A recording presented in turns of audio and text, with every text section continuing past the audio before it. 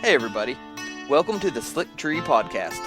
I'm your host, Colby Langford. The point of this show is to help improve ourselves as dogmen and to raise the quality of the dogs on the end of our lead.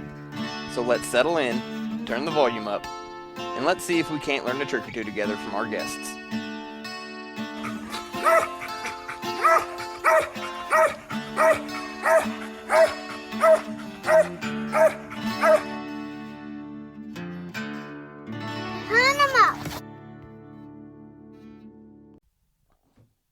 Hey everybody, you are listening to the Slick Tree Podcast. I'm your host, Colby Langford, and today we've got Bobby Taylor on the phone. How are you doing, Bobby? Doing great. Doing great. Yeah. Well, let's just jump right into it. I was kind of want to talk about the. Now, did you go to the fall hunt in Jamestown the other day? Yes, sir. Uh, Yeah, I went. We how? went on a Friday. We had a meeting, and then I had to take care of the squirrel hunt on Saturday morning. So yeah, I went. Well, how'd the hunt go? Tell us about it. We had a which I had to be. We had a meeting Friday, and then Friday night they had a coon hunt, which I had to go to a couple with my wife. So anyway, we had to go do that. But I wasn't there for the coon hunt. But then Saturday morning we had a squirrel hunt, and it is pretty good turnout. I think we had 16, I think is what it was, and had a pretty good turnout. And I think a majority of everybody seen squirrels. Pretty good time. I think the dogs all done pretty good. I reckon everybody. And this just a 1 round hunt, just an hour and a half is all it was. Then they had a bench showing a treeing contest right after that. But that's about all. That's about all it was to the squirrel hunt, I guess. Yeah, I saw where Clark Matthews had posted about the. He kind of made like a board of directors meeting recap post, and kind of talked about some new stuff in it a little bit. I guess made some new committees. Yeah. We've got several new commit, which I mean, he's wanting to do that. So whenever we have a meeting, we won't take all the time up. Just trying to talk about whatever, like the hunt rules. You can just about go a whole 2 hours talking about hunt rules, or you get Mm-hmm. off on a rabbit hole, I guess, kind of, whenever you're talking about them because it's and then back and forth and back and forth. So we're gonna have, I think it's about 4 or 5 committees. I think is what we got there, and yeah, I got hunt committee, and I can't remember all of them exactly. I tell you the truth, but Well, the one that I think there really was 5. the one that really piqued my interest was the DNA committee. Yeah, yeah, I think it is. I think the DNA committee. I think it's me and I think Samuel and maybe actually I can't remember who all it was. Me, Samuel, I think, and John Newman. I can't remember the other one. Anyway, I know there's probably 4 of us. I think, but yeah, we're going to what Clarkers want us to do. Is kind of get, but we ain't got a proposal. Nothing's going on yet. No proposals. No nothing. He just wanted to get a committee in case we ever did have a proposal, and we don't have the legwork, pretty much already done, and talked to some people about who we're going to have do it and how we're going to do it, because we've never had it implemented, and talk to maybe NSD or which I was on the first committee. We was on the first time we had it, which was what 19, I think. Sounds First about right. proposal we had, Sounds I about think right. it was 19, but anyway, that one, when it went to the vote of the people or the members, and it got voted down. But yeah, that's kind of how it's going to go, I guess. We're going to at least try to get something, but there ain't no proposals on the table. They ain't even talking about a proposal. But and so I don't know what it's going to ever come about, or they might not be nothing come about it. You know how that goes. And if the people don't want it voted in, or the members, say the members who I'm talking about, the members don't want it voted in, it won't never be voted in anyway. Yeah. So that's kind of how that goes. But we just gonna do the legwork, and try to get everything set in place if we ever did, have anything. Who would take care of it? Would it be Paula or? And I would figure it would. I mean, because actually, when we got Paula to do her job, we kind of mentioned that to her, that it might inquire some more to it, whenever it come in the if we ever got DNA or didn't, whatever. So we kind of got her a little bit on board a little bit, when we hired her. So Yeah. But well, and another thing, we kicked around. All of us board members kind of kicked around a little bit, maybe not make it mandatory, but make it like a super stakes, but I mean, you probably know, you might know a little bit about super stakes, but I kind of don't, but I think it's kind of like a puppy thing. Is that correct?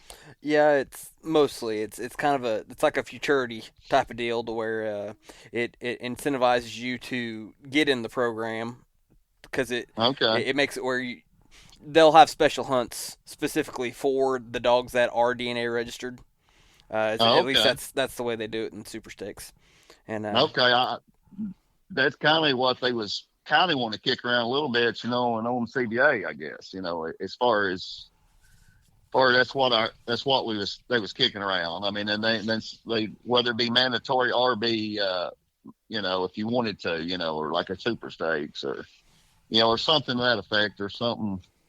We make up our own kind of idea or whatever, with that. I really don't know what they, I don't know if it'll ever be implemented. It probably won't, honestly, but yeah, I'd interviewed Samuel here a while back, and he seemed like he had a lot of really good ideas about trying to implement something kind of like that. So yeah, they have.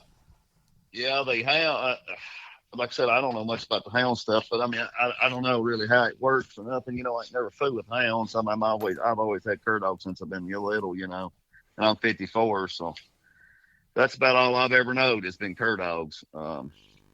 Never fooled with a hound in my life. Never had one. yeah.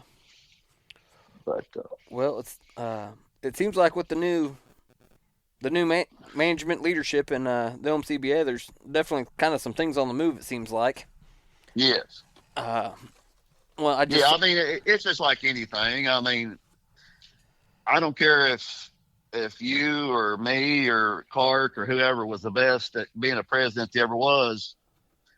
Everybody looks at stuff different, and these new ideas. Everybody's got a new, different ideas. That's and it's good for something, and it's good.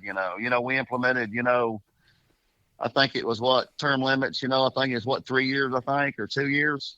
I can't remember. But we're never going to have a president and a vice president roll off at the same time. You don't want that. You don't want the whole cabinet, everything to be gone at once. Mm-hmm. So I think we made it where president or vice president was in there, from the year before at least, Yeah. So yeah, we got that going, and it's just it's good for anything. I mean, in my opinion, I think anything would get stagnant.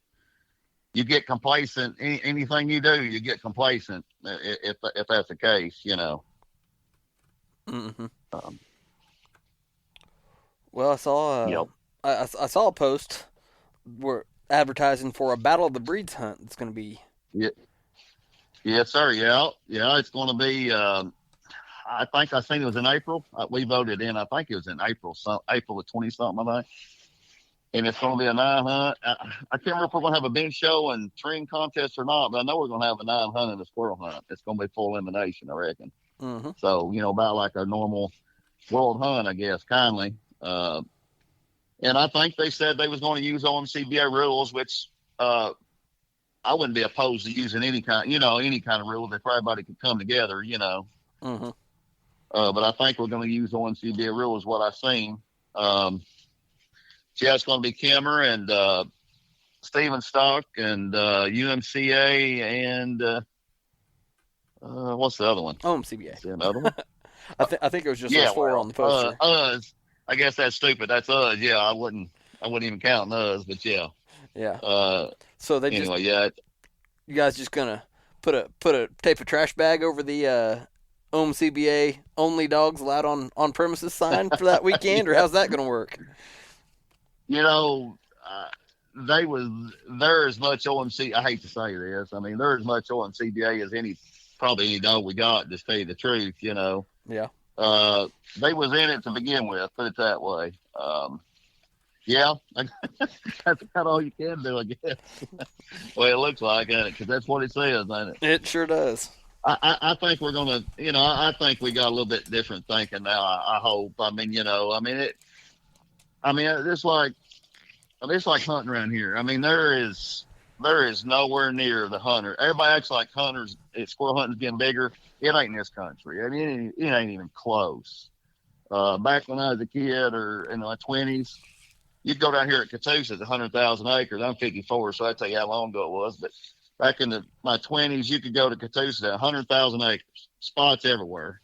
You couldn't, on a Friday and Saturday, you couldn't find a place to pull off to hunt. And if you did, they'd be dogs everywhere, trees, squirrel hunt. You'd hear shots and dogs and all over that place. And now, I went there 4 times last year. How many? I seen one truck. Huh. I mean, it ain't bigger here. I mean, what it is, I think there's more competition hunters, but man, there is so many people that used to squirrel hunt up there and around this where I live at. I can't tell you how many squirrel hunters there was in this country I lived in when I was young. I mean, it was about everybody down here. I mean, where I lived, and you can't name 3 or 4 now. It's just it's different now than what it used to be. Sure is. Sounds like it. Yes, it is. But I think there's more competition hunters now than there used to be, by far. I mean, which when we was hunting, actually, it wasn't a competition hunt back then. The very first squirrel hunt ever, world hunt, was in KC, and it was in 1987, best I can remember. So back then, we was all hunting back in the 80s and 70s. They wasn't no squirrel hunt. They wasn't no word squirrel hunt nowhere, at that point. 87 was the first in KC, and 90, I'm pretty sure, was the first on CBA world hunt, best I can remember. And it was in Mississippi, is where it was. The very first one was in Holly Bluff, Mississippi. So how would you say the dogs have changed? The dogs, I think they're probably overall probably a better tree dog probably now. I don't know that they're. Man, there was some good ones way back yonder. I'm telling you that they was pretty tough. They was a little bit. There's more heads up, I think, way back then. Honestly, that's my opinion. I mean, way back when I was back in the 90s, they was a little bit more heads up type and a little bit quicker type. More heads up to me anyway. And I think now, it's a little bit of hound influence. I think they're a little bit trackier to me. A little better tree dogs, a lot of them are. Well, that's what it seemed like to me anyway. It's back in them 90s, man. I mean, Carl, my uncle C. Dog Vaughn had a dog called Old Yeller. He was bad news. I mean, Goldie, female Bernie Rubel, she was bad. Carl's, dog back in, Jake and all them, they was all quick, fast. I mean, they zipped through that head up and wham, more of that kind of dog back then days. Mm-hmm. But on a bad day, you could probably beat them with a trackier dog, real kind of tough, real bad day, because they wasn't going to make trees, Yeah. But, a lot of dogs nowadays will make a tree, But they're a little better tree dogs, I'd say, overall, now than what they was back then.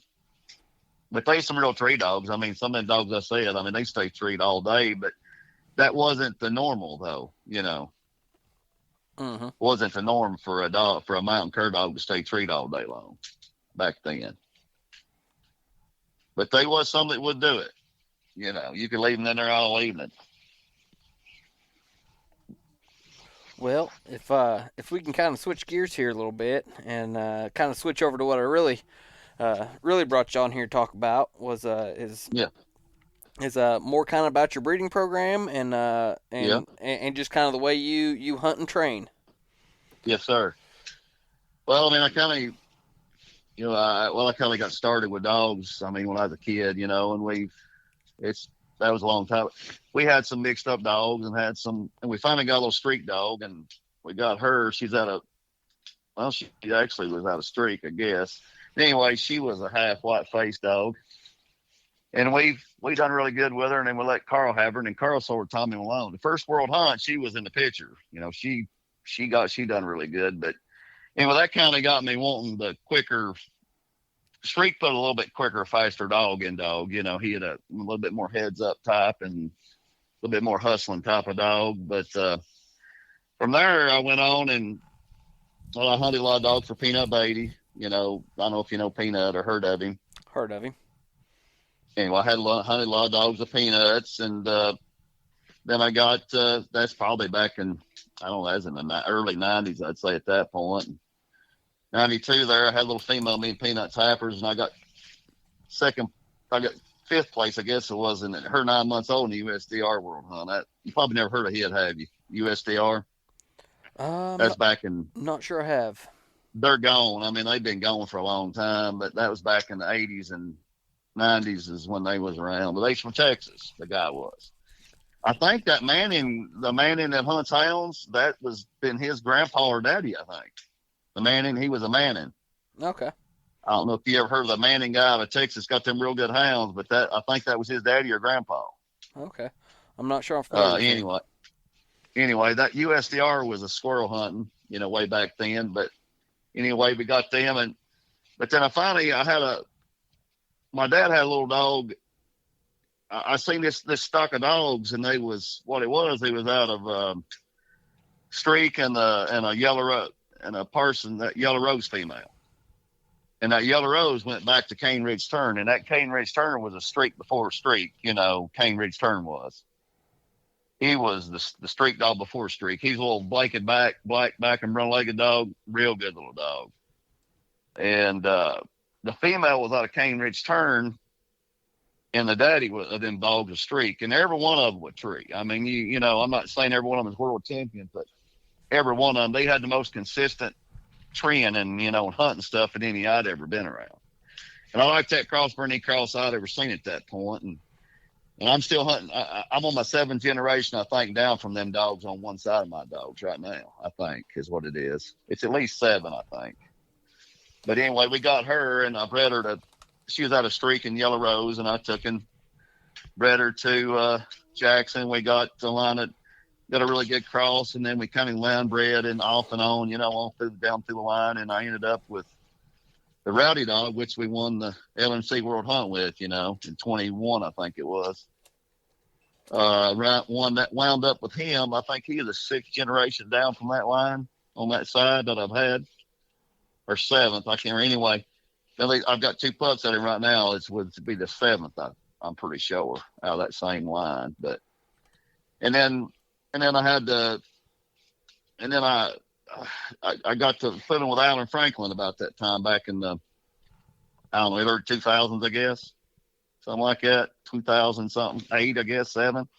Hunted with the dog Allens, and man, I really liked him. He had that, the dogs Allens had a lot of go and a lot of speed and a lot of heads up, like I like.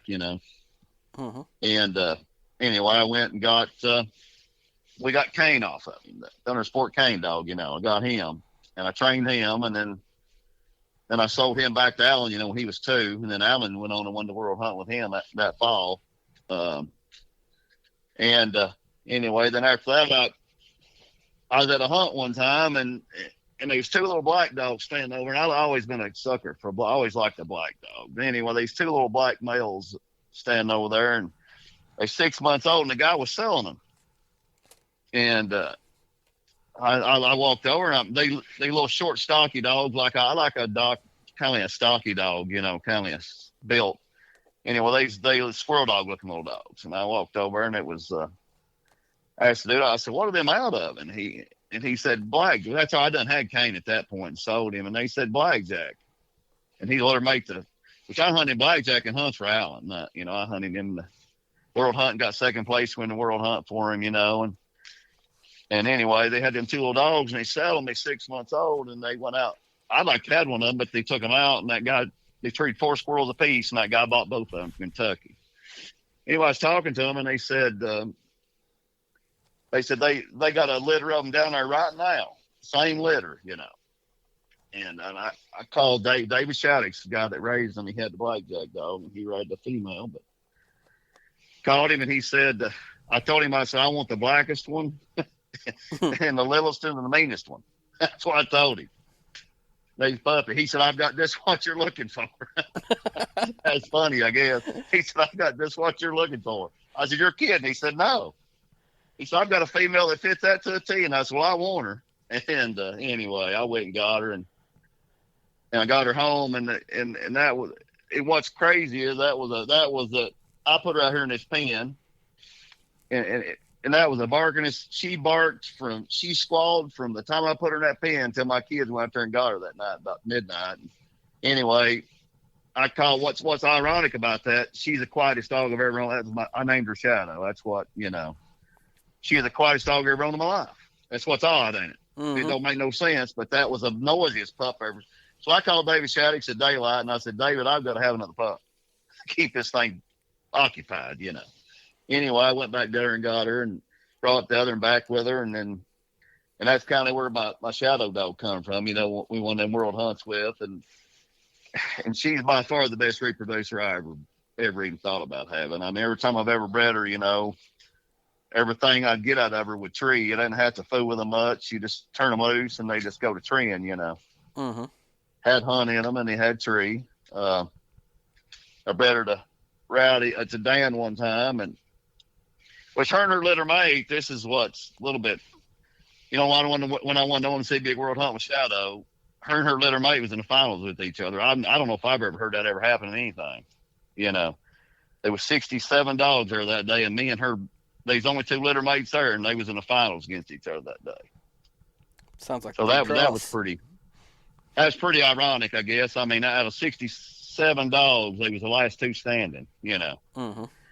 And anyway, that was kind of ironic, I guess. But anyway, I got her, and I bred her to my Dan dog, which I got 6 generations. Dan was a 6th, and I got Rowdy, which was the 7th, and she inhabits 1 pup. And anyway, we won a world hunt with him and made grand, and he's won a lot of money, Rowdy has. And then I bred her to Hummer, and she had, I think, 2 litters. She had 18, in which you probably heard a couple of them, Jet, and, Jet dog has won everything, and mm-hmm. I trained her and kept her till she's about a little over 2 years old, and I sold her to Dale and Jeremy, which I sold her to Dale really first, Dale Stanley from Georgia. Mm-hmm. Sold her to Dale, and then Dale and Jeremy went in on her. Then let's see, and I trained. I had H2, and I had all them dogs. They was just a real good cross. Brad Lucas down there, Alabama's got that Rocky dog, and H2 out there, and I was in the finals. That's another 2 litter mates. Me and I got the Thunder dog out of Shadow and Hummer, and me and H2 was in the finals at South Carolina against each other in a world hunt. That don't happen every day, I don't think, but Thunder and H2 litter mates. So, but yeah, it was just a real. She just a real good. She just told real good pups. She didn't have to fool with them none much. I mean, and they would just tree. And they hunted. They just always hunted and always treated her pups did. Then I bred her a couple more times on later on, and they was all just really nice little dogs. I mean, really good squirrel dogs, and something you could take and tree a sack full, at least, and come back home. Mm-hmm. She's a good reproducer. To kind of back you up just a little bit again, you mentioned you kind of line bred back and forth. I was just kind of curious. So what crosses when you were line breeding? What was kind of your strategy, and what did you find seemed to work good for you, and also what didn't seem like it worked? Okay, there was any of that. I can tell you what didn't work. Well, let's hear it off the bat, and that was son to mama, and I don't like that close. I do not. I mean, that is too close. The best cross I ever seen is, in my opinion, is uncle to niece. That's what Shadow is. I mean, she's uncle niece, and some of my better dogs I've hunted with over the years, and we've done it. Uncle to niece is really, when it hits, it seems like you can get the best stuff out of them. I don't know how it works, but man, when it hits, it really hits good. I tell you another I really liked, and that when we was line breeding them dogs, how we line bred that line that I'm talking about, which is Rowdy and them, we use first cousins a lot. Mm-hmm. First cousins is a really good cross. Seems like that cross, when we bred the first cousins, we kind of lost a little bit of what we had. I don't know, kind of odd a little bit, I guess. I mean, we kind of lost some of that. But then when we bred it back again, it come back again. Because I let my buddy have Dan when he's a puppy. And anyway, I was down there, and I heard he was treeing stuff. 4 months old, he treed his first coon, on his fence row. And he lets him run loose all the time. I was down there, and I thought, man, I'm going to go there and see that dog. And I just couldn't believe that it came back. But anyway, I went down there, and I pulled up. I got out of the truck, and it was about October. And, man, I heard my Katie bitch had the prettiest chopped mouth. You sit there on a rock and listen to her all day. The one I started out with, she had the prettiest ringing chop I've ever heard. Probably still ever heard to this day. I love to hear that dog trees. You've heard them dogs have that real pretty ringing, I pulled up and I got out of the truck and I shut the door and I'm like, man, that's Katie down there trees. That's the first thing that went in my mind. That's, because I've heard that many a day, that chop mouth, that, sounded just like her. And anyway, Charles come out and we went down there and there he was standing there treeing. I said, man, I'd like to have, it looked just like her too. I said, man, I'd like to have that dog. And Charles finally let me have him back, But he was out of a cross that we lost kind of some of it. Then we bred it back again and it kind of come back. Like I said, I don't know, how that works or don't work, but no, it's either there or it's not. When you said you bred it back again, what describe the cross? I don't guess I'm tracking on. We bred cousins to begin with. Well, we bred half brother and sister to begin with to get them dogs. Okay. And then we outcrossed them on a two-stone candy bitch and on Apache female. Let's say the male dog was Hammer. Okay, we bred him to a two-stone candy female I had. Then we took the Katie female out of Katie, which would have been the sister to the other one. We took her and bred her to Apache. Well, and them crosses was not as good as the dogs before. They lost that mouth, both crosses, not one cross, but both crosses. They lost, but we outcrossed though, but they was already inbred, but we outcrossed them. That's when they lost their mouth. That's kind of when they lost the traits that I liked in them. You know what I'm saying? Not that they wasn't decent dogs, but they lacked what I wanted. The cross before them, which was so good, you could turn them loose. I could sit on I believe I could take Katie and Hammer and sit in the middle of New York and turn them loose, and they would be treed somewhere. I mean, that's what I thought of, and they would do it. I remember one guy pulled up here one time. It was 100 degrees. You know how it is in July and August. And he's like, "You reckon she could treat one?" I said, "I know she can." I said, you never doubt that dog. If she had to go 5 miles, she would go. You know what I mean? I said, "She will go till she finds one." He said, "I don't believe it." I said, "We turned her loose, and it was a while before she treed, but when she treed, I mean, we had to go to her. When she parked it, you had to go to her if it took you all day. That's the only problem was back then. I loved to have her with a Garmin. See, back then I had a beep, and you had to ride around all day long looking for her. And she'd have a complete path right around the bottom of that tree where she'd stand there and treed, But anyway, but then when we outcrossed them 2 times, yeah, we did lose it. But I figured, them dogs was so tight inbred, they'd have held some of them traits. You know what I mean? You would think they would have, but they don't sometimes. And then we took them 2 and bred them back together. The female out of Apache and Katie, and the male dog, which had been first cousins, that cross would have, out of Hammer and the two-stone candy female, and bred them together. We got Dan, and that's where they came back again. He sounded just like Katie and looked just like Katie. And every one of them dogs, one of them won a state hunt. One of them was a reserve world champion in NKC one year. And Dan was really good. I mean, I never did competition on him once and sold him to got players. I mean, he was better than all of them. I mean, really. They was just a whole litter of nothing but really good, really good dogs. Oh, they had what we was looking for again. They had the mouth. They had the hunt. Had the tree in them. Had the stay put. And dogs was not, they was not, they had not odd, but they had a tree style that was this, they just had a rhythm and they never got out of that rhythm and they stayed there all day long. It's kind of like they got and they wasn't a crazy tree dog at all. They would just get in there and get treed, and they had a little rhythm to them. Oh, oh, oh, oh, oh. That's how, and they'd be sitting there doing that the rest of the evening. You know, they never did get in a hurry. They never did start barking more. They never did start barking less. They just sit there and, oh, oh, oh, oh, oh, you know, and they could tree all day long like that. Wasn't a crazy tree dog, but it's a stay put tree dog. You know, most time you think a stay put tree dog that's got a little bit of crazy, they ain't got to have, you know, that crazy intense, they ain't got to have that. Because them dogs didn't. I mean, they had intensity, but they was just like they calmed down when he treed. They just sit there and just stare at that tree, you know. Yeah. Like he's looking at something on the side of that tree, you know what I mean? Mm-hmm. They stare at one spot, treeing. That's kind of what kind of dogs he was. Just hard hunting little dogs, you know. I like their mouth. I like a dog with a really good mouth. That's one thing I really like is a good mouth on a dog and a hard hunting dog.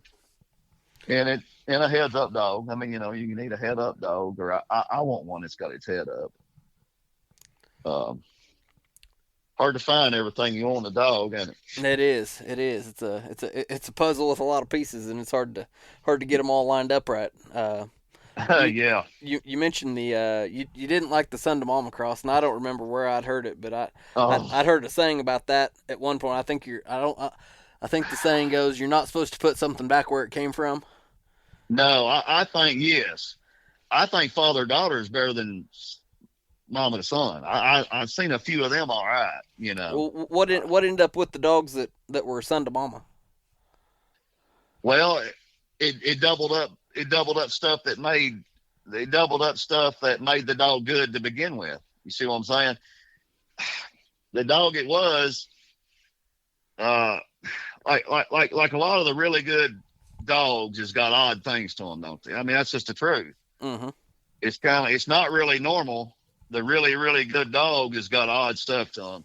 That's like the dog that we inbred back on was the most independent dog you've ever fooled with.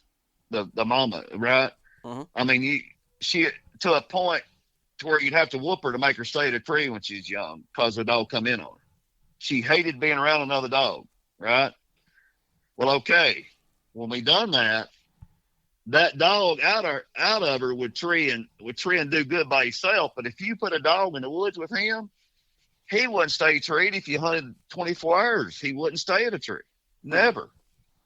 And he liked it magnified it kind of like when you put a dog in the woods with him, it seemed like he was just like, I just want to get away from him, but he seemed like he's always trying to, you know, it seemed like it just made it worse, you know. Mm-hmm. She was the point of just about being, when she was little, I mean, we had to whoop her to make her stay. I had to get on to her. She'd want to leave if a dog come to her. They make one bark, she'd look at them, you know, like a rocket, gone, you know. Just the point of just about being, and most of my dogs has got that in them, you know, or somewhat. But if you don't inbreed on it real tight, it's about, you know, it stays about right, seems like. A lot of my dogs, I have to get on to them when they're little, like because we'll get into how I train them, I guess, eventually. But you know, a lot of my dogs has got that trait in them that whenever a dog comes to them, they won't leave. You know, they just don't like training with another dog, you know. Mm-hmm. Kind of independent to a fault. It is a fault if they can't get them to stay, I guess. But yeah, that's kind of how that cross went. But uncle to niece, and I've seen so many good ones out of them crosses. I mean, that's a really good cross, uncle to niece. Seems like you can get the best of both worlds out of that. It seemed like a lot of times you can get a lot of the best stuff along with, you know, a lot of mixture in them, you know, of the good stuff, you know, if you got a good line of dogs. How often do you like to outcross when you're line breeding like that? I like having something in on one side, you know, like a quarter. Mm-hmm. I like a quarter of it to be a little something different. You know what I mean? Yeah. Like if you was doing uncle to niece, the niece one side would be a different bred, a different strain of dog, and then breed it back to him, which would be, she'd be kind of half that stuff bred to him. I've never seen it or done it when both sides on the one on the knee side was the same line of dog, you know what I mean, as he is. Mm-hmm. I'd want one side to be an opposite, a different line of dogs than what they are. But like how we do it, like Thunder and Dan, I like Thunder and Rowdy or something, or we do it like that, but then the other side, like I said, I wanted something else, some other line of dogs, but they're so close. A lot of them are. You're going to have a little bit of something, in there the same, to some extent, I guess, because these mountain curs, they ain't crazy inbred, I guess, but they can be at times, I guess, if you stay the same line a long time.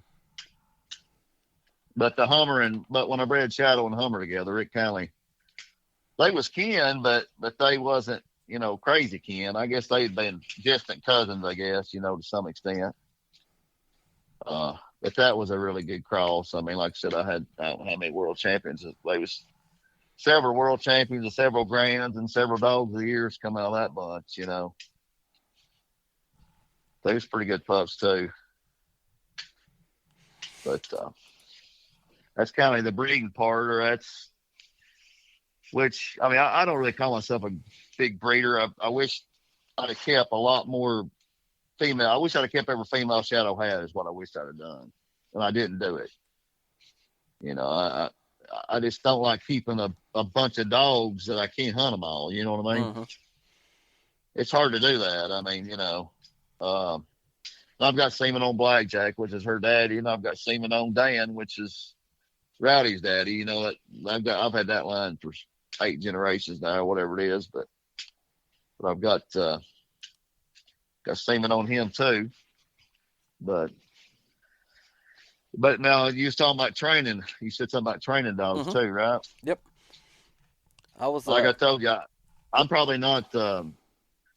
My training method is probably not the best training methods ever. I mean, I think more people honestly could.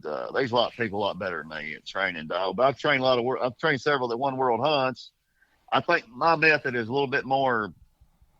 I don't know. It takes longer, I guess you say, than what it normally would if you do it the other ways. But how I do them, I like keeping 2 pups all the time. I like keeping 2, and I'll get them out here, and I live where I can let them run.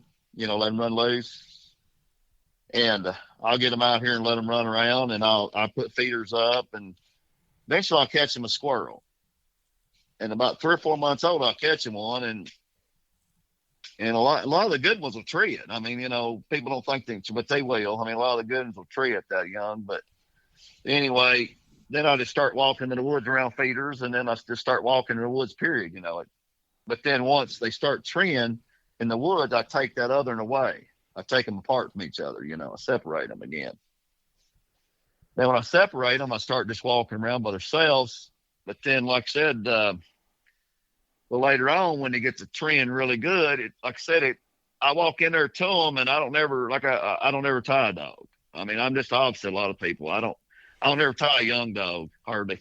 And I think I get that from back when years and years ago, we didn't have Garmins and we didn't have shot collars, and that's how we train dogs. You know what I mean? Back years ago, just how I do mine still to this day. So what I do is when one trees, if it trees a good tree, I'll get in there to it and kill that squirrel to it. If it's a good tree, every dog ain't gonna, young dog ain't going there and just sit down like a hound, and sit there treeing every breath, on the first tree it makes, and from then on, they ain't gonna do that, A lot of dogs don't anyway. Or a lot of mine don't anyway. Well, I go in there, and on the really good trees, I get a squirrel eye to them. And all it takes is a few of them, but I go to a lot of trees that I'll be there with them, or I get right to them and they leave. I don't make them come back or nothing. So I don't ever do none of that. I don't make them come back. I'll let them just roll on, And I think what it kind of does to me in the long run, I know it takes a lot. I could make it come back, and I can make a tree on that tree, and I could probably shoot a squirrel out to it. But But I think what I'm doing, how we used to do it, and how I still do it, I think it makes a more accurate kind of dog. You know what I mean? I never make them tree a tree. You know what I mean? I never make them like when mine barks a lick or two. Like when they're young, I don't make them bark. I don't make them tree. Uh, if they don't sit down and tree, I just walk. I walk past them and go on. You know. Mm-hmm. Or I push them on. Like, and once a young dog gets to treeing pretty good, and I get shooting several out to it here and there, and they'll all get in there and and fumble around on the tree. Well, I'll get in there too, mine, and I'll get it by the collar and I'll get it out there. I don't like that. Either it makes them either. To me, it makes them either sit down and tree that quicker, number one, or it makes them not even fool with that and roll on. Mm-hmm. That's one of the two things I want to happen. It don't really matter which one happens to me, really. You know what I mean? I want them to do it quicker. I want them not in there. One of two. Mm-hmm. That's kind of what I do with and that's pretty much the only thing I do with my dogs, honestly. I don't ever time, like I told you. I know it sounds crazy, but I don't never time, and when I want my dogs to make a mistake, because when I walk in there to them, especially young dog, I've done shot 5 or 10, 15 out to, man, I walk in there and I'll stand there with that dog. And if I see that squirrel sitting up there, I will stand there with that dog until it loses interest. I don't care if it's 30, 45 minutes or an hour. It don't matter to me. I want to stand there until that dog loses, or that squirrel gets a timbering or moving. It's going to leave. I'll shoot it. If I'm sitting there watching that squirrel and that squirrel will not move, I'll sit there with that dog until that dog wants to lose a little interest, and I'll get them back on the tree and I'll shoot it out to them. So that's kind of, I don't know what that does to them either, but that's just kind of how I've always done it, It definitely foster staying put. Yeah, well, I tell you what my dog is generally pretty good at, and I think this is probably some of it. If my dog's right there in front of you, I can tree my dog. I'm not worried about that. You know what I'm saying? I mean, because where I've always just stood there with them, never tied them or nothing. I can tree my dog. It don't bother me in the least to tree my dog standing right out there. I'll do it in a heartbeat. Anybody that's ever hunted with me know they better not tree around me. If you ever hunted competition hunting with me, they say they shouldn't tree if they don't want put on the paper. I mean, if they get minus, it's on them. That's why I look at it. But if they barking, they gonna get on the paper for me. I don't care if I'm up 300 or 400 points. If mine barks, you just well go ahead and put him down, because I ain't gonna stand there and listen to him. I'm gonna tree him and I'm gonna go to him. And that's cost me a few times. They're like, "Why did you do that?" I said, "Well, I just can't stand listening to a dog tree. I guess I think he should be treed. You know what I mean?" Yeah. That's just kind of the way I see it. When a dog trees, I think he should be treed. That's kind of what. It ain't a very good way to train them, I don't guess, but that's how I train them. Well, I've got some questions on. You kind of skimmed over just letting them run loose, and I'm a firm believer that a lot of times something that someone might think is just a little thing, but they're doing things intentionally, whether they're even thinking about it or not. Maybe that you've been doing it for so long. So, like, when you're letting them run loose, how does that look? Like, what age are you letting them run? Like, you mentioned you like to let keep two of them together. Yeah. But I'll stop you before I get off, before I forget this one little thing, and I'll come back to it. Okay. I'll tell you what two of them does. If you got a competitive dog, it'll bring it out in that one, but it'll make that other one, you're kind of going to hurt the other a little bit, right? You see what I'm saying? Mm-hmm. In order to get that number one dog, you're going to hurt the other one a little bit when they're little. Because what's going to happen is that real competitive, that real drive, that hard going pup, independent pup, is going to drag that along with him everywhere it goes, ain't he? Mm-hmm. And that is going to try to, I tell you, the best example of that ever was Shadow. I had her little mate running with her. Shadow, people's been on competition hunting with her, probably have seen her do this a few times, and she was so smart, and she learned that from running loose with her sister. Okay, what she would do she hated her sister being around her, right? Mm-hmm. So what Shadow would do, Shadow would get in the woods over there. She wasn't 3 months old, and she'd bark a couple licks. Well, Millie would go to her. Millie would try the tree, and Shadow would sneak out of there and be 400 or 500 yards in tree. Like wham.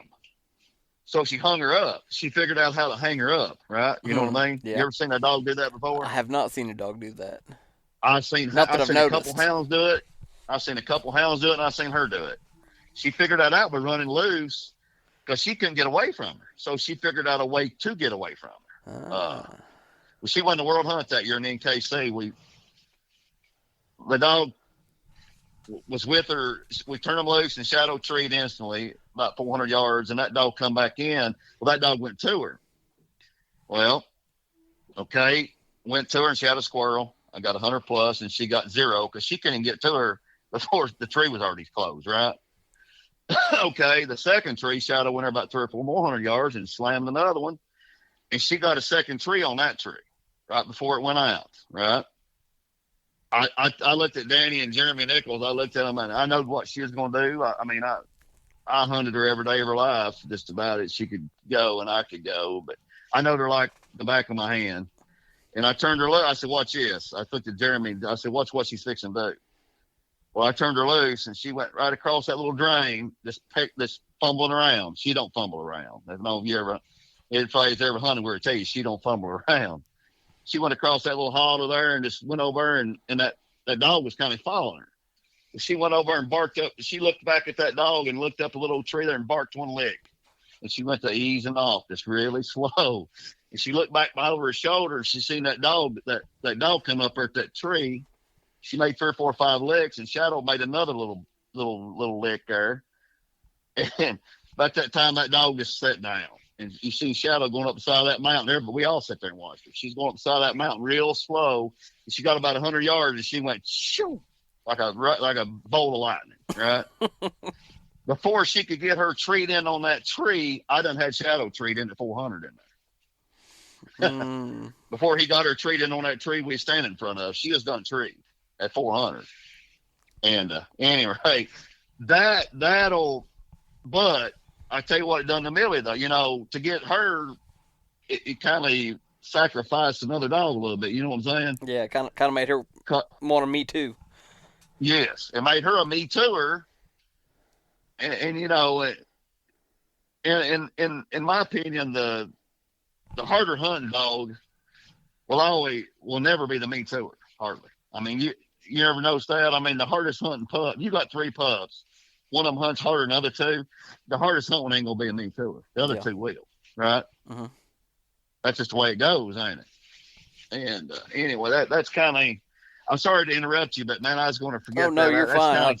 I'm glad you jumped in. That's something that I seen when you said that. That's something I seen that I could use, but I'm going to get a lesser dog and the other dog goes. The problem. You see what I'm saying? Yeah. That's kind of the problem with that. But anyway, get back to your. I interrupted your question. I'm sorry. Oh, no. It's I enjoyed that. On age, so what age did you say you're letting them? And kind of, I guess I want to know more on. Are you letting them run loose 24/7? Are you pinning them at night? You only letting them run loose whenever you're kind of around to maybe hear them tree, or the best way? I'm telling you, the best way to me. I can't do it no more because my wife's got a 4-pound Yorkie. My wife, I said she trained a lot of my dogs back years ago. Anyway. I tell you why I say that. But now my wife's got a 4-pound Yorkie, so I can't let him run loose 24/7 because that little 4-pound Yorkie thinks she's 75 pounds. And she wants to fight everything that's got 4 legs. So, and if one of my dogs hurt her, she weighs 4 pounds, I would probably not be here anymore, probably. So I can't let him run loose 24/7. That's the best way to do it. And I tell you how we always did it. You don't even have to put feeders out or nothing when you let them run loose 24/7. Tell you, I always did it. I turn them out here and never look at them again until I'm. And I tell you, a lot of times you'll hear a dog hit a lick or 2 over yonder. You'll never go to it. If you're out working in the yard or working on a fence or something, I'll never go to one hitting a lick or 2. You know what I mean? Mm-hmm. I don't even pay it no attention when he hit 2 or 3 licks in there. See, that's okay. And then one day you'll come home, I mean, they don't know how long they've been treed. A good pup will do that. Every one of them will. You'll come home or you'll get out of the truck and you'll hear something with a solid tree in there, and then you go to them.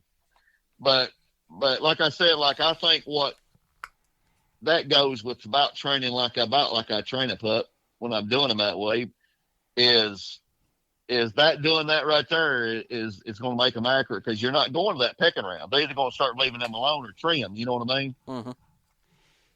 Sense. So I'm kind of on the thing of never making a dog tree in my life. You know what I'm saying? You're not encouraged. I'd rather get a dog off a tree. I never encourage a dog ever to bite the mark. I never do. That's something you ask me about there. I never encourage a dog to bark up a tree. I just that's how the old guys around here taught me how to train dogs when I was little, and that's kind of still, how I do it to this day. I'm saying I really don't know no other way to, I could probably, as you call it, making wood, I guess. You know what I mean? Mm-hmm. And I tell you what I think happens is a puppy runs out there and hits a lick, but that ain't where that squirrel's at. I mean, this is my opinion. 99% of the time, that's not where that squirrel's probably at, in my opinion, because you hardly ever find them. You know what I mean? The puppy will hit a lick or two, but what it is, he's hitting where it went down or something. It's probably on around there somewhere. Mm-hmm. But I feel like if I go in there on it and make it tree that tree, I feel like I'm making it slick tree. That's just the way I feel like, So I never praise one, and the only thing I ever do is pretty much shoot them out. And when I shoot one out, I said I never praise one, but I will when a young dog is young one time, when I first shoot the 5 or 10, when that squirrel gets in that puppy's mouth, I'll praise it. That's it. I don't never praise one ever or make it bark or nothing, but that's the only time I'll say good boy, and that's it, kind of. But that's kind of how that goes. But the running loose, man, they is nothing like running loose. They is no hunting you could do to make a better dog, in my opinion. There's nothing you can do to make a better dog as you will running loose when they're young.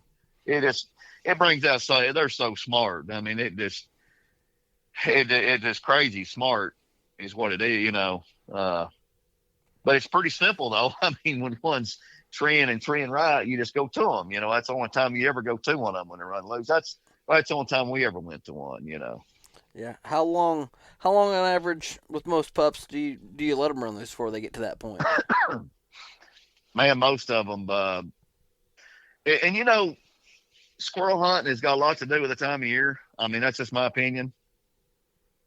It is hard to tree a squirrel in July and June and August and September, early September. It's hard but you can have a puppy born in, let's say, December, January, or just as long as he is coming around about 9 months, 6, 7, 8, 9 months old, November, December, right in there, October, November, December. If he hits that 6, 7, 8, 9 months old in that time frame, he'll be treeing at that time. You know what I mean? Mm-hmm. He might be treeing before that, but man, that time of year, that time frame and that time of year, but it's like you take the same puppy you take that same time frame, right? Like in the fall, like in the great hunting, you take a puppy that's 7 months old, he'll start as good as a 12-month-old. You know what I mean? Mm-hmm. It's the time of year, something that got a lot to do with it, And it's a puppy too, but I mean, anything when something's easy, I mean, if squirrel is easy to tree, I mean, it's going to be easy for even one that's less advanced, Yeah. Than what a 12-month-old or a 7-month-old or a 5-month-old, but Lord, now we got a lot of dogs training more. It's 5 months old, 4 months. That's like Jet. I bought her. I sold her the puppy to Paul Clifton Robinson when she was 6 weeks old. She was treeing squirrels on the internet. I mean, everybody's seen her live. He's putting it on her live, and she was 8 weeks old. She was treeing squirrels. I went down there and I gave $2,500 for her when she's about 3 months old. That's a lot of money for a 3-month-old pup. Yes, it is. She was treeing squirrels when but she went backwards. I mean, like some dogs will, I remember one time I turned her loose down there at Tullahoma, and she was pretty young then. She wasn't, but I don't know how young she was, but she's pretty young. I walked from one end of that place to the other, and she was going 600, 800, 900 yards between every tree. And a lot of my dogs don't turn back. I mean, a lot of people don't like my dog because they like just rolling, just straight on. They're young. They like firing in there straight, kind of, I guess you say. I don't know. But anyway, she was firing in there 500, 600, 700, 800 and treeing and leaving. Well, I just kept on walking. It was about the 7th or 8th tree before I got to her. We walked in a straight line that whole time. I just kept going to her, finally out of that tree, when I finally got to her, I killed like 5 or 6 in a row to her as quick as I get her off the tree. And from that day on, she quit that stuff, So I don't know. Dogs I like letting them be a dog. I mean, just my opinion.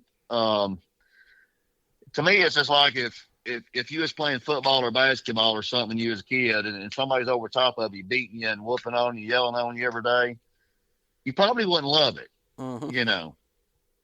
I like dogs that love it, and if a dog don't love it, I'm probably not gonna like that dog very good. The dog that loves it is the good ones. I mean, they're the really good ones, ain't they? Mm-hmm. And I don't, and it's just, I don't like or put it this way, I don't like taking no heart out of them. There's like you with a horse, taking the spirit out of them, you'd say, I guess. I don't like taking much spirit out of a dog. But then they're running loose. But once they get to, but the thing about running loose, whenever I finally get to that first tree, I'm telling you, they're pretty much trained. I mean, that's how much a difference it is. Pretty much, but they've done treed a zillion times, though. You know what I'm saying? If they're any count, they've done tried to tree over here. I mean, you're not seeing none of that. You know what I mean? Mm-hmm. So, I mean, that first tree you get to, that thing's in there just sitting there. And a lot of times you'll pull up, get out of a truck, and you're like, man, that pup's treed, And you'll go in there to it, and it'll have a cat or anything, coon or squirrel, tell what it'll have, Yeah. Possum from the night before. You don't never know what they're going to have when they run loose, And it don't really matter. I mean, that thing is done treed so much at that point. If it's a really good pup, that thing's done had a lot of practice in treeing stuff, But like I said, from that day on, I've took them from that first tree and put them up and take them the next time we take them. Like that little Katie bitch, she was, man, she had a little bit of age on her. She had so much go when she was young. She was like 15, 18 months old before I could ever turn her loose. She you see her coming she'd hit a deer and she'd stay gone. This is a little cur dog now. She'd stay gone for 2 days on a deer. Really? Oh yeah. I mean, my dog, they had go. I mean, they had more. Sounds like they had it. as much go. They had as much go as any dog I've ever seen in my life. When they come back, poor Katie would lay on the ground out there in the yard. She'd be so sore her feet would. You'd holler at her and she'd just barely raise her head and look at you. She'd be laying in the yard, out in the middle of the yard somewhere. She wouldn't even move a lick. She'd lay there it'd be coming to rain and she'd be laying out there in it. Hmm. Wherever she laid down, wherever she got to and got laid down, she just had to lay there. She was so wore and feet was so sore. I mean, she would smoke a deer so bad. And finally, she got to stay in tree a little bit more. And she was about 15 or 18, way up in there in age before I could ever. Then I took her loose. I turned her loose out there in a place called a swamp. And that sucker she hit a rabbit first, ran it. I treed like 8 squirrels with her. And then she hit another deer and stayed gone for 3 days on me that time. And I took her back and turned her back loose again. We took her and turned her loose again for another 2 or 3 weeks or a month, letting her run some more. We always let them just run it out of them, we called it, Yeah. Them deer running and stuff. Until she started staying tree continually all the time, I wouldn't hunt her. Because she had way too much going her you couldn't hunt her, Boy, she had that's that one I was telling you, had such a beautiful chopped mouth. I mean, I'd sit on a log or a stump a lot of times and listen to her. She had a real good mouth on her. Had a real good tone, when she's treed. Yeah. really pretty mouth on her. But that's kind of but nobody, you can't hardly let a dog run loose anymore. I mean, it's just about, I can hear still somewhat, but it's just about impossible in most places, ain't it? Yeah, I've got where I'm at.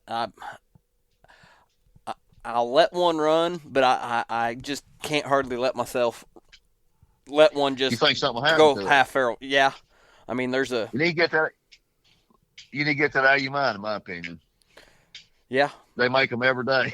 yeah, and Hey, I've get on thought your about mind. They that. make them every day. Yeah, yeah, I have considered that. Man, my dad had a best little Walker female you ever seen in your life, man. I mean, she was Finley River. She was Spring Creek Radar and Finley River Dan female back in 82, 81. She was a coon. If I could find one like her today, I don't hound today. I would. I don't think there's one exactly like her. Not that I've ever hunted with. Man, she could treat coons. But anyway, we think if she got bred in the pen, and you know the dog didn't get bred in the pen. Mm-hmm. Our buddy that lived right beside of us had a cur dog at a streak. I know what happened. He put her in there with him. That's what happened. We was gone. Jeff come up there and put her in there with her, I think, or somebody did. Somebody put a cur dog because she had cur dog pups. Anyway, man, my dad, I don't know why he done this. He killed every one of them at once. Don't know why he did that. I don't have a clue. I told Dad, I said she could raise 9 as good as she can raise 1, just pretty much. But anyway, he killed every one of them at one. He wished he hadn't, no matter said and done. But anyway, that little sucker went to train at 4 months old. I mean, he was a tree dog, a puppy. A tree dog is a puppy. We was letting him run, and Dad starting to put him up. Started to put him up here and there, and we turned him out of the pen, and he know where them squirrels was across the road. He went straight to the road, and guess what? Kablam. Yep. Killed. Dead as a hammer. I mean, he didn't even move when the car hit him. He was a nice little puppy, a little brown and white pup. Dad told Dad, I guess Dad's a little bit more naive, and we all kind of was, I guess. Dad's like, man, I just don't see how they bred her through that pen. And later on in years, I'm like, they didn't breed her through that pen. Ain't no way. A 2x4 wire, they didn't breed her through that pen. Yeah. Somebody went up there and put a dog in there with her, I'm telling you, didn't they? More than likely. That's what I said. I told Dad, I said, Dad, there ain't no way that happened. I didn't think it was anyway. But my dad had a lot of really good dogs, man. They was some really good dog men in this country way back yonder. They were some really good guys with dogs anyway. They was some really good dogs around here. Even before, we had her 87 was the first squirrel hunt, like I was telling you. And I know that 90 was the first on CVA World Squirrel Hunt, but we was pretty competitive around home here. Somebody killed 15 that evening. We'd all hear about it, and everybody had a squirrel dog. Down there where we was, so you hear about it, and you're like, well, man, that guy's better than this dog. You know how it goes. They's pretty competitive even before there's ever a squirrel hunt ever. You wouldn't think they would be, but I think that come around from way back in the Depression around here. And we live in a poor country, honestly, and they ain't much around here. And they still ain't much around here, really. And in the ground's poor. I mean, it's old rocky, hilly ground. It ain't no counting either. I mean, as far as that goes. But back in the Depression, I guess people used to. Well, everybody did. I mean, my dad lived in the Depression. My mama did too. I'm the youngest one out of 6. And anyway, my dad was the oldest one. So anyway, of his family, but they used to eat, squirrels and rabbits and whatever. They'd eat possums and everything back then. They didn't have nothing. They had to, Uh-huh. My dad said they had to have dogs to do it with. The dogs is part of it, Which, A.D. Ledbetter, the one that started it in the Royal River Dog, that's all right here at the house, Yeah. Yeah, they all come from right here. The Moody guy, the A.D. Ledbetter, the Davis, the Roy Rivers right here at the house, Carlocks, that was his wife's family. They had dogs up here above me on the mountain up there. I mean, they was mountain curs all over this country back. Well, I say mountain curs. I don't know. Things mountain curs. They was mixed up dogs, wasn't they? I guess. Yeah. So, that's kind of how all that come about. But the running loose, man. If I was you, I get that out of my mind about that getting something happening, man. I would let him. If I could let this Yorkie's 9-year-old, and when that Yorkie, my wife said she'd never get another inside dog. I'm like, think that's good, because now when about another 4 or 5 years, there'll be dogs run loose around here from then on. Like I said, I've had dogs since I've been a kid. Now I guess I always will have. There'll be dogs running loose, and I won't care if they get run over. I hate to say that, but because man, I mean it just takes all that out of that. You know what I mean? Mm-hmm. The best dogs I ever had was run loose too when they was little. The top 3 or 4 or 5 dogs ever owned in my life, I will run loose when they was little. So it makes a difference in my opinion. But like I said, it's just impossible to do that in most places now. Sure is, but that's kind of how all that come about. The letting them run loose, and and that. But well, Bobby, we've went a little bit over the hour, which is not a big deal at all. Okay. Got anything else you want to talk about before we get off here? I told you don't want to talk to me much about a dog. I could have went another 3 or 4 hours probably. Oh, that's all right. We'll have to get you back on here sometime before long. Yeah, we can talk about all the old people and the old dogs around here. There was a lot of goods around here. Yeah. But I appreciate you though. Appreciate you having me on, and appreciate all you do. Hey, well, thank you for giving us your time and agreeing to the interview. Yes, sir. Appreciate it. All right. Well, if you don't have nothing else you want to talk about before we get off here, I think that's about it for now. All right. Well, everybody, take care and keep wearing out that boot leather. I just want to give everyone that's listening a sincere thank you. Getting this podcast going has been a project. I really hope you're enjoying it, and if you don't mind, give the show a good rating and review wherever you're listening to it at, or share it on your social media to help get some traction. I appreciate it, and I'm looking forward to your feedback.